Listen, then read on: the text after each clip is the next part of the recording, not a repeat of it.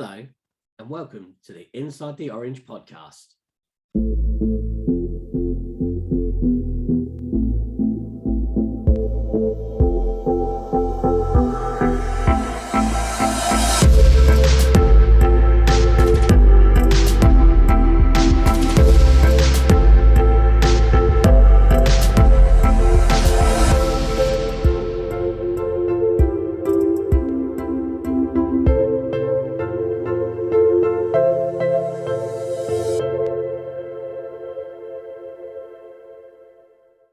So first of all, I'd like to say a massive thank you to Dr. Oleg, who came on the show last week to talk about vision and leadership. It was a very educational episode and I really enjoyed it. And I hope you listeners and viewers got something out of it, which would be absolutely amazing. My guest today is talking about something that I'd never heard of. It's a condition called hemiparesis. And the person talking to me today is Jackie O'Connor, better known on YouTube as Mrs. Jackie O, who created a YouTube channel where she talks about the disability of hemiparesis. And I was really happy that she reached out to the podcast to say she wanted to come and talk about it on the podcast. Before we get into the interview, here's how you can get in touch with the podcast. To get in touch with the podcast, you can find us at insidetheorange.co.uk. You can email us at insidethisorange@gmail.com. You can find us on Twitter at OrangeWhats, Orange WHATS. On Instagram, Inside the Orange. On the Inside the Orange podcast Facebook page, or you can find me on LinkedIn.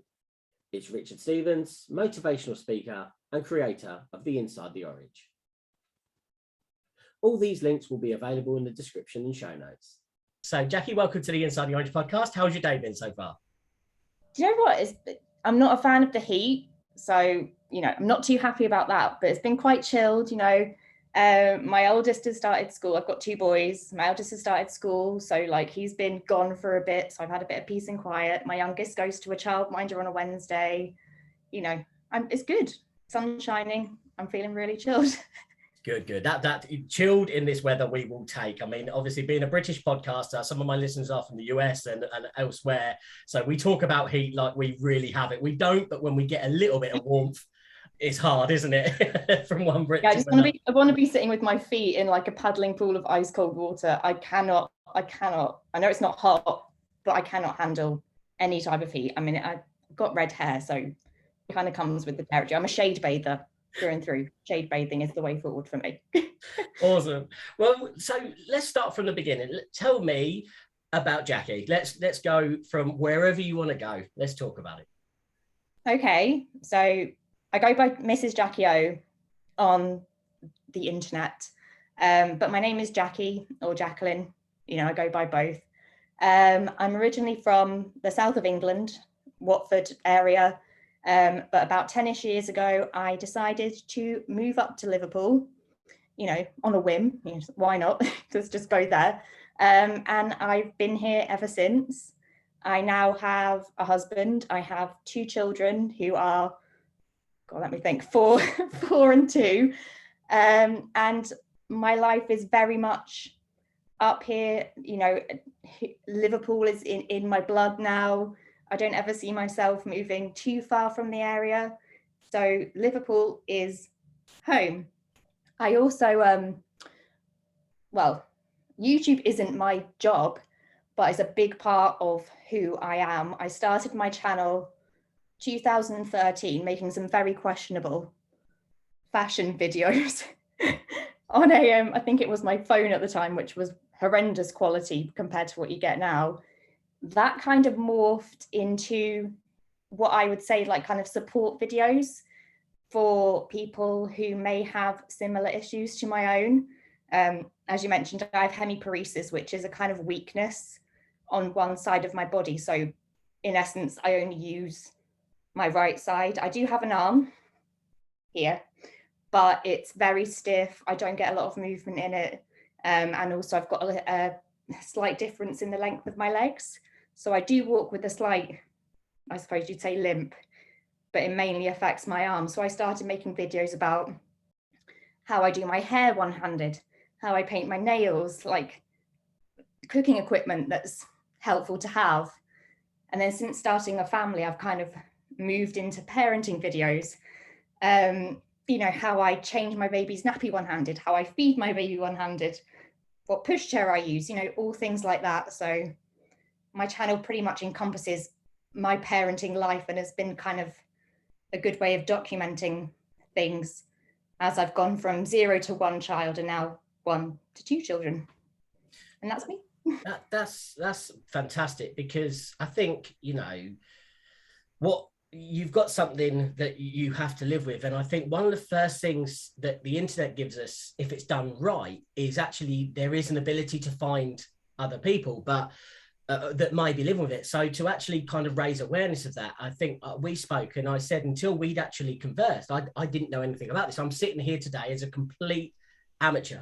And that's what I thought was fantastic about your story with Inside the Orange, is that actually you're trying to raise awareness, and actually by us talking about it, we might reach one more person that may not have found you if that was not the case. So, you know, that's a really interesting thing. So can you, so how does hemiparesis, how does it affect everyone? Does it affect everyone the same, or is there different kind of symptoms with different people? Obviously it's, you know, I mean, I can only speak for myself, you know, my hemiparesis and how it affects me. I think the general kind of idea, and please somebody correct me if I'm wrong, is the muscle weakness. So it can affect either side of you. To what extent that is person to person, I don't know, but it is general muscle weakness. So you get limited movement. For me in particular, it's my arms. So I get very limited movement in my fingers, and like I can feel the tension in my upper arm in particular. But yeah, I mean, I've had mine since birth, and it's a lifelong condition. So you know, it's always going to be affecting me in some kind of way, depending on, you know, when I'm stressed, for example, I get a lot more tension in my arm and my leg. Day to day, it just depends. So I can only assume that it could be the same for anybody else who has the condition as well. No, and again, you know, fantastic answer, because that's all we can kind of talk about is our own experiences. And again, you know, I appreciate that. You know, you can only talk about how it affects you, and that's brilliant. But obviously, it was just for me. Again, I'm coming into this as a complete beginner. I mean, I know not a lot about it, so you know, understanding that and understanding people is what this podcast is about, and it's nice to kind of to understand that and know it's out there. So why did you feel it was so important to start the YouTube channel then? Was it something for your own self, or do you think there was a gap in the market? Well, you know, like I mentioned, excuse me, the channel was already there in some kind of form, and it didn't have too much of a direction or a purpose. It was just something I did in my spare time. You know, like I said, the odd fashioned, questionable fashion video, or, you know, I'd vlog my holidays, or, you know, just little bits that I wanted to document. But it was when me and my husband decided we wanted to start a family, I realized how little there was out there in terms of support. Like I wanted to be a mum, I wanted to start a family, but I was absolutely petrified. I was so scared because I didn't have anyone to speak to or to reach out to, you know, who could answer my questions about, you know, oh, how will I change a nappy one-handed, or, you know, how do I pick my baby up? What can I use to help me? So, I mean, I just kind of thought, if I'm having these questions, I can't be the only one. I can't be the only person who's sitting here thinking, I'm not normal. I don't do things with two hands, but I want to do them. So kind of this is where my my parenting videos was born. I think my first one was changing a nappy one-handed, and my eldest was newborn. He was absolutely tiny, but I remember like what an impact that had. You know, I got so many messages from people saying, thank you, I never thought I could do this until I found your video, and it kind of inspired me to carry on the process. I mean, there's so little that I found out there that supports disabled parents. I mean, there are a few websites that I turn to, but they're not active anymore. You know, there are people in the online community, But in terms of support from local authorities or like recognition from the government, it's, there's nothing there. So I kind of use my channel to empower others and inspire others, and also to kind of inspire myself, I suppose. No, and again, absolutely brilliant. And I was going to ask about that. So the messages of support you got. So what you said that some people saying like thank you and all that. So how did that feel for you to think, I'm not alone in a sense, how did that feel to get that message of support back? I mean, it was nice, but in the same breath, it's kind of heartbreaking, like to be somebody that, a person on the internet I've never met before found, and for me to like give that hope. I'm only one person, and this is an incredibly big world that we're living in, and I'm one person living in it, but somebody found my video, and before that didn't know they could do something. It's an amazing feeling, but it also kind of makes my heart hurt a bit that they couldn't find support in lots of other places. So I mean, it's like, I'm glad I could help, but in the same breath, there should be more for people to access, readily, that can offer support in a different kind of way. No, and I 100% get that. And again, that is so kind of humble of you as well, that you appreciate that, but you're still thinking about the person. You're still, in a way, you're still thinking about before you're on this journey. And I wrote a question, you have kind of answered it a bit, but let's kind of go with it. So as expectant parents, what's your advice for them? If someone was listening now because they found this episode and we were talking about it, what's your advice to someone as you felt as an expectant parent? So what would you tell them? I mean, just be patient and be kind to yourself. Like I understand these feelings of fear or trepidation or just, downright terror. I felt absolutely terrified at points, but you have to, try and take a breath and try and realize that there is going to be a way to do something. Whatever it is you're worrying about, there will be a way to do it. Go online, look on YouTube. There are so many more videos out there now than there was when I was pregnant with my first child. Reach out to communities. There's a website, I've made myself a note so I don't forget it. I think it's Disability, Pregnancy and Parenthood. I've got it over there. They're not an active website, I don't think, anymore, but there are publications that you can download that kind of highlight areas that you may have questions about, whether it's one-handed parenting or, how to feed your baby. I think there are a few different ones that you can still access online.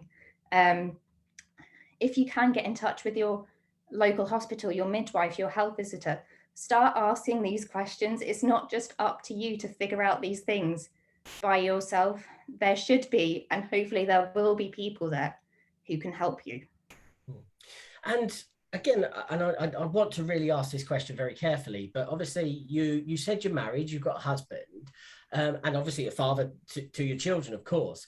How does the parenting dynamic kind of work? I mean, is there stuff that you can't do, or is there stuff that you say, well, hang on a minute, I can do that? How does that kind of work as a parenting dynamic, if that's not an insensitive question? Oh, no, not at all. In the beginning, it was very much, my husband would really support me in anything that I wanted to try.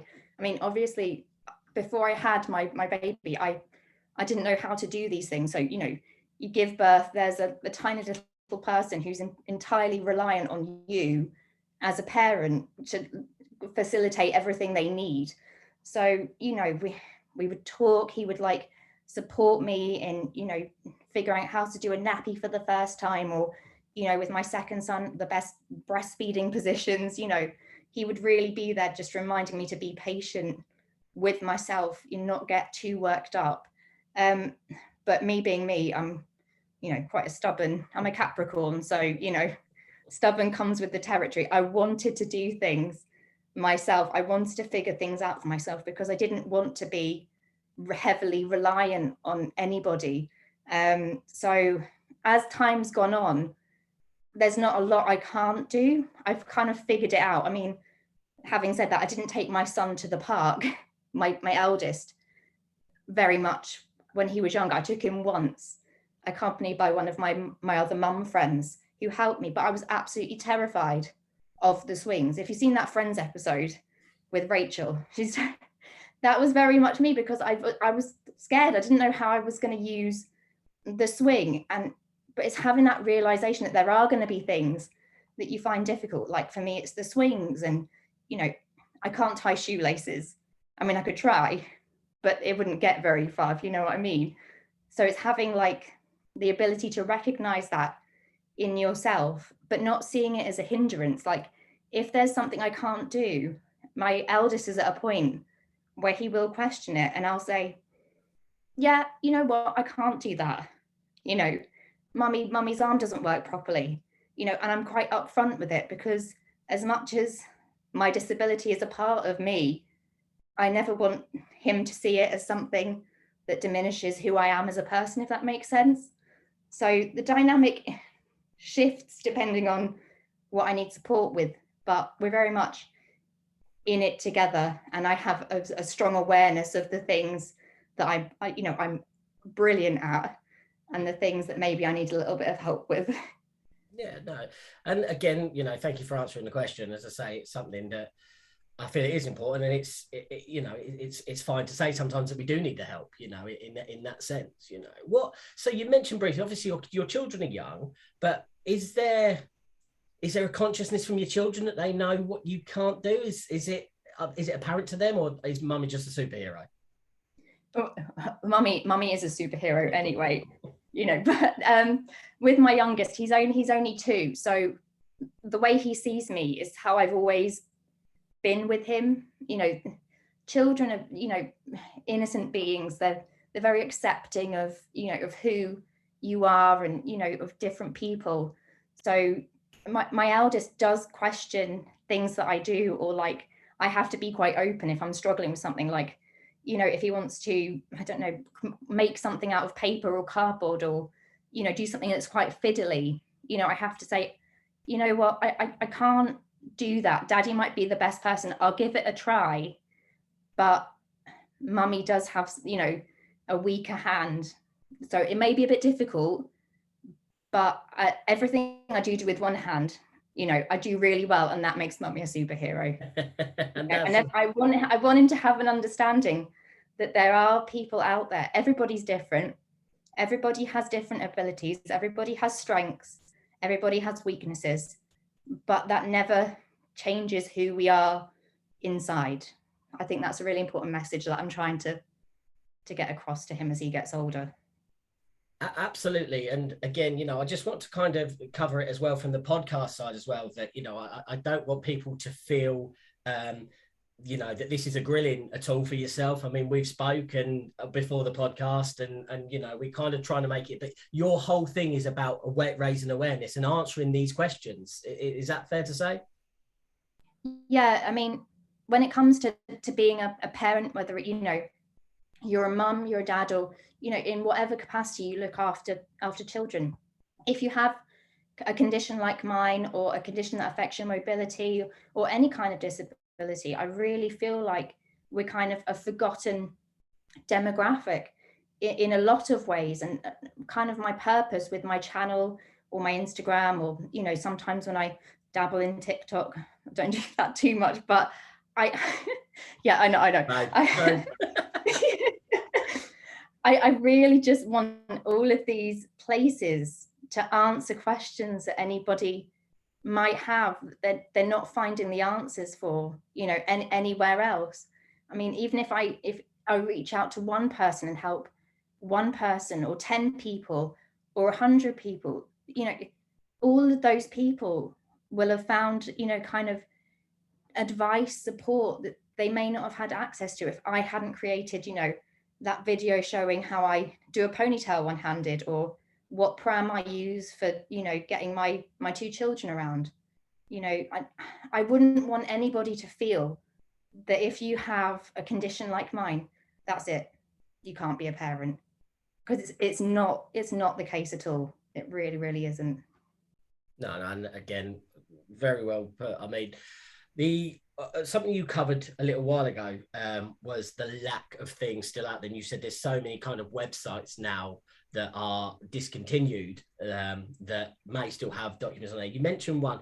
Is there anywhere else that you feel that you would send people to? I mean, obviously, I want to talk about your YouTube channel in a minute, and I want to kind of get your kind of grasp on where you think the best videos are that you did. Obviously, all of them, other than the questionable beginning ones you were telling about. But yeah, don't go back to 2013. Just don't do it. But so is there any other places that you feel people can find something about this, or similar disabilities that might be linked? Or, as I say, if you want to just go straight into the YouTube, tell us about the YouTube.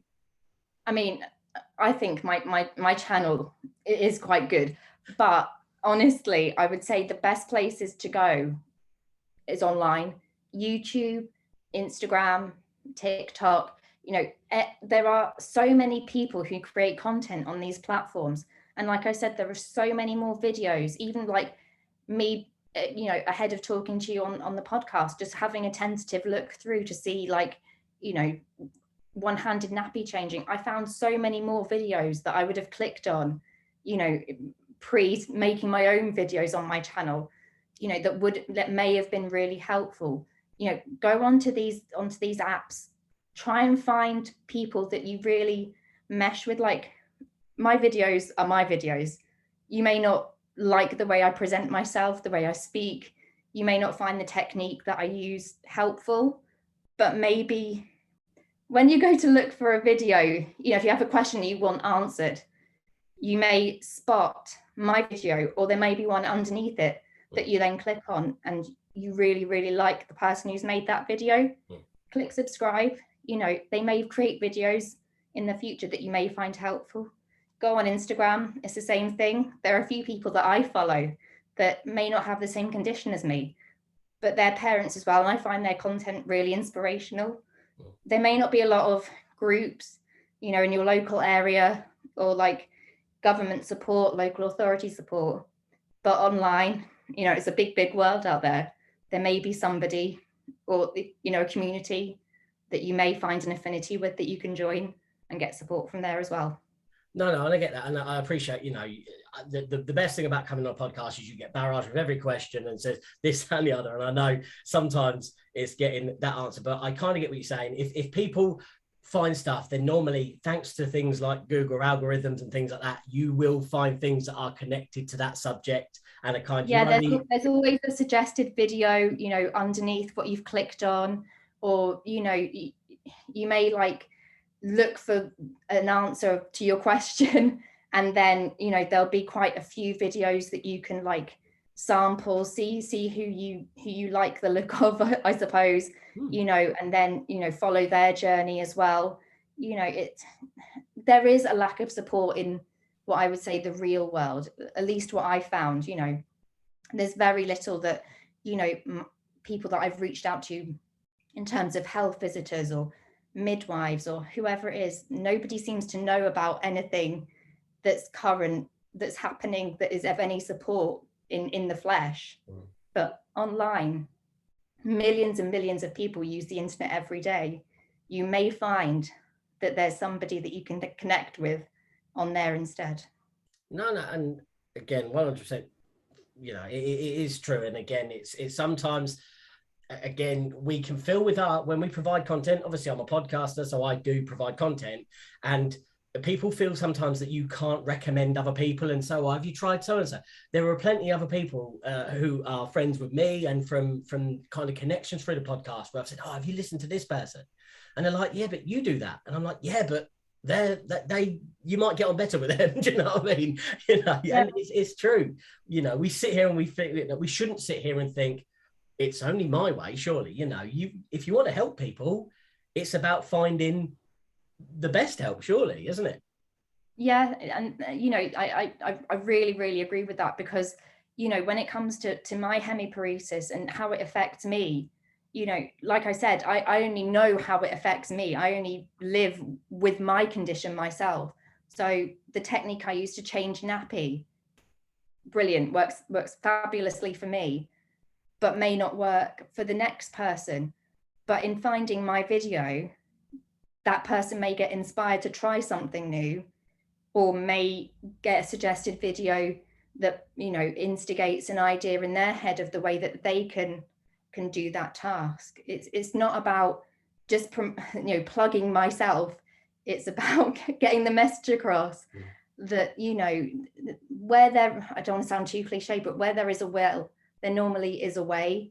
So, you know, just like if you have that faith in yourself and you go off and you investigate all these things, you're more than likely going to find somebody or a video or somebody you can talk to even online. You know, my messages are always open to people. I'm not the best at getting back to everyone all the time. You know, things get in the way. Just making those connections, you know, is kind of the best way to support each other in this kind of crazy parenting journey that everybody is living.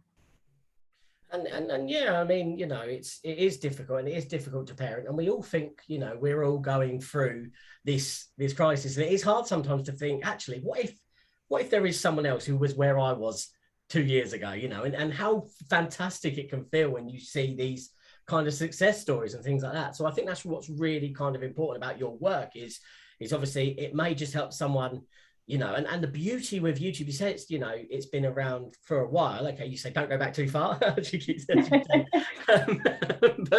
But you know, I can't see YouTube and things going anywhere. And actually, you could be helping someone that isn't even in a position yet, but will find you. And that's what I think is beautiful. The podcast that I do is based from wouldn't have happened if I didn't find a TED talk from 2011 on YouTube. Now, it took me nearly 10 years to find that, but it's, you know, if I hadn't found that, so you never know quite when that value might hit. It might not be instantaneous, but actually it might provide value for someone eventually. And that's what I think is really good with some of these content areas that you can do. Yeah. Sorry, I was just going to say, just having that database, like you said, you know, it's always going to be there unless like YouTube takes a video down and it gets deleted out of, you know, any kind of place it could be stored. You know, just to know that there's a library of content there for anybody who may need it in the future, even if there's nothing else. You know, I could be helping more people down the line and I won't even know about it because it, you know, could be in 10 years, 15 years, 20 years, as long as YouTube keeps going. So, yeah, you know. Yeah, no, absolutely. And yeah, as long as YouTube keep going, Google's bought YouTube, and as I say, as while that powerhouse is going on, it's, you know, it's always going to be accessible. So why not? I've just kind of segued a little bit into companies there. So I sent you a question, which might be a very difficult question, but I'd really like your take on it. So the question was, is there something that you said there is a kind of delay with some products and services that you may not be able to do that could actually help you? If you were speaking to people that provided services, you know, thinking Pampers for nappies and things like that, you know, in the UK especially, is there ideas and designs that you think could actually help people with disabilities, you know, people with, you know, I'm talking hemiparesis, possibly even amputees, things like that? Is there things that you think could actually help with disabilities in companies out there? Is there ideas you've got? Yeah, I mean, in the past, I have actually reached out to some companies to kind of like challenge and question and give my own ideas, because I mean, disability or not, if you're a parent, you kind of want things that make your life easier, right? So like for me, you know, the one being able to use a project with one hand, is my only option. So like travel systems or prams that have a mechanism that you can work one-handed to collapse them, like chassis that are not too heavy, so you can put them in your car, get them out easily and put them up again. You know, there are some products out there, you know, like baby baths that offer a support so that you can be closer to your baby when you're giving them a bath, so they're elevated a little bit. It's just companies having an awareness that there isn't just a one size fits all way to parent. You know, there are people out there who have different needs, who are using your product. You may design a great pushchair. It's like sleek, you know, it looks really nice. It has all these cool features that, you know, haven't been developed before. is it an accessible product? Have you included as many people as possible in what you've created, you know? And when it comes to nappies, some of them, like the tabs, are just ridiculous because they don't have any stick. You know, is there a way to create a nappy that maybe is a bit more of a pull-up, but for a younger baby? Is that possible? Just like starting to think about how to make your product as inclusive and accessible as possible. Because, like I said, there's not just one way to parent. You know, you've got to think about who you're trying to reach, who your consumer base is, who your customers are. Surely you want everybody, or as many people as possible, to choose your product over whoever else is trying to market the same thing. Why not include as many people as possible in thinking about what's going to be the most marketable and the most successful? No, and again, so very, very well put. And I suppose there is a follow-on for that, and I don't want to get too caught up in businesses, but you know, obviously every business now goes with this thing of we want to innovate, we want to be the next, you know, generation, and we want to, you know, be as inclusive, I suppose is the right way of saying it. We want to innovate, you know, we want to make life easier for people. But does that come at a retail price? So if people do start making these products, are they likely? And again, if you have to have stuff made, custom made to me always says that we're going to put £50 on top of the price. Is it something you've got experience in? You're nodding your head, so I think that might have just been something you were aware of there. Go on. It's not something I've got direct experience of, but you can see it is bound to happen, isn't it? And it shouldn't, because disability should not come at a cost. All of these things, you know, me personally, I can only speak for myself. I've tried to model all this out and figure it out for myself, you know, for somebody else to do it and to have a product that appeals to a bigger range of people who, you know, will be able to use that product and have success with that product. It should not come at a higher cost. We are all humans. We are all in this together, you know, whether you're about to start your parenting journey, you're thinking of doing it in the future, or you're on it. We all want the same goal at the end of the day, which is to have a product that is easy to use and that's going to stand the test of time. Why can't companies add to that to make it more inclusive without having to hike the price up? It really infuriates me because, you know, if you want something bespoke, like you said, there is going to be a cost. But these are our lives, you know, we have to live them. That shouldn't have a price tag on it. No, and again, that's, you know, I appreciate you answering the question, because that's exactly what I'm saying. You know, we're saying, yeah, let's make things accessible, but we're going to make them accessible, but they're going to cost more to make them accessible. Well, as soon as you make them cost more to be more accessible, they're not accessible anymore. So it's a really strange paradox, I suppose, to be in, isn't it? Yeah, and I really feel like companies should just, you know, when they're doing their market research, I don't know how this works, but maybe they should try and reach different demographics of people. Maybe they do, maybe some companies do, I don't know. I'm not like in the business field and have that knowledge, but just to get a more well-rounded view of what it is exactly different parents from different walks of life and different demographics actually want. Because if you make a product that's really, really appealing to a lot of people at a really appealing price point, because let's face it, baby items, you know, you're looking to invest quite a lot of money, you know, you're going to have a loyal customer base, you know? Yeah. 100%. Do you know the amount of times, just a little bit off topic, but the amount of times that I've told my children, there's a statistic or something that it says that to raise a 0 to 18-year-old, it costs something like £200,000, right? So every family has to go through that. So that's just basic. So that's not giving them every holiday in the world and things. So you're right in what you're saying. Actually, if we can get into the markets of the right people, actually, those parents are going to invest nearly £250,000 on their children. So why would you not want to be a part of that and actually be inclusive and give people the chance? And, you know, companies love being the first to say, oh, we've brought out this great thing and it's great for people. But actually, let's just not forget, at the end of the day, we are living on this planet to try and help others. We're a social breed, and we've been going for long enough because we work together. Let's try and work together. So my advice to be, so anyone listening to this and works for a company, that specializes in stuff for childcare and things like that, get in touch with Jackie, get in touch with people that know this situation. How can you help? How can you innovate to make life easier for people that need it? Let's think outside the demographic of just, one size fits all. Perfect saying. I say it so often. Let's stop thinking one size fits all. So because I've just given you that plug about that now, and they're all going to come and find you, tell us where they can find you and where they can find more of your work. Okay, well, I go on to Mrs. Jackie O, but if you do, like what I'm saying, or want to find out more, I'm on YouTube. My YouTube channel is still Just Add Ginger. It will say Mrs. Jackie O on the header, but I kind of, as I got a bit older, just try to rebrand myself to make it a bit clearer that parenting is kind of my style now. That's what I do. I'm also on Instagram as Mrs. Jackie O. I'm on Facebook for my I did have a blog, back in the day, as Just Add Ginger. That was my blog name, so you can find me on Facebook.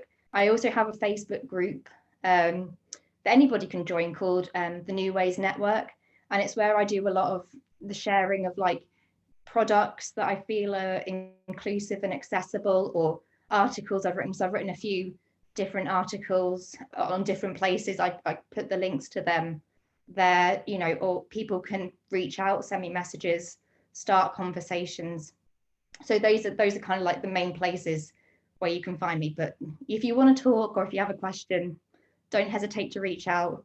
I may not get back to you straight away, but I will get back to you. No, and again, that's fantastic, because as I say, we set today up, and again, the basis of my podcast is I ask questions because I want to learn, and I sit here and I listen and I want to understand, because I think that's how people want to understand and learn. So again, I always just make sure, I haven't asked anything I believe insensitive or anything. We've wanted today to get as much out as possible and as real as possible, if that's also fair to say, Jackie. Yeah. And do you know what? Just people pricking up their ears and just listening and having an understanding, because it's one of the things that I think about sometimes. It's, whether you work for, a children's centre or a local authority, just having just a little bit more training in understanding parents with disabilities, because I've come across situations that have been incredibly awkward for me, that I feel like could have been handled better from the other person involved, side of things. Like, I have to have a pushchair if I'm taking my children out, because the pushchair is my second hand. If I didn't have a pushchair, my child could run away, and I may not be able to, call them back. But places have said, oh, you can't bring your pushchair. And I've been standing there thinking, well, I need to bring my pushchair. It's not a big thing. Could you just kind of let me come in so I can take my child to this class? Never obviously having that confrontation in person, because that would be inappropriate and it's not who I am. But just kind of facing those kind of, just kind of makes your skin crawl as a parent. You go all prickly and you just get really embarrassed. People who work with parents having that knowledge and understanding of, okay, yeah, maybe we could handle this a bit more sensitively if there's a need, or the everyday person understanding that there are different abilities or disabilities out there, and parents do things in different ways. If you see somebody struggling putting their child on the swing, maybe offer to lend a hand, no questions asked. Just, it's happened to me. Been to the park, couldn't get my son out the swing, person next to me said, would you like some help with that? And I've been like, yeah, please, that'd be really nice.